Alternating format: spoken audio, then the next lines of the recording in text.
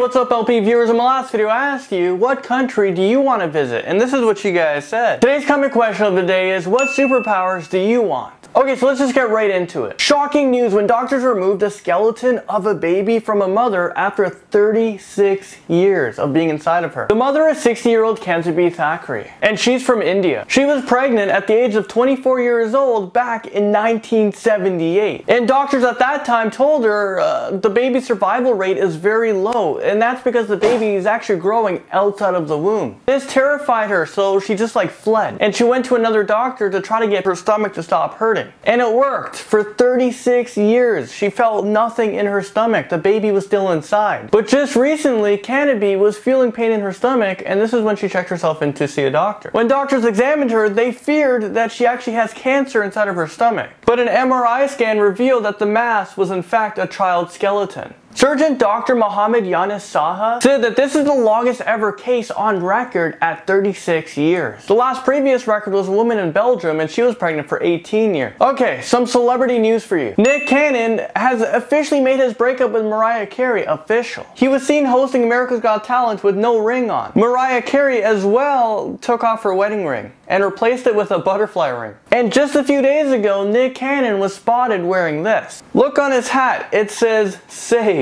Is he showing his single guy glow? And he's saying he's saved from his failed marriage? So while Nick Cannon is breaking up, Angelina Jolie and Brad Pitt are getting together officially. They have finally tied the knot in an intimate ceremony at a small chapel in France. I say small wedding, but it cost them $60 million.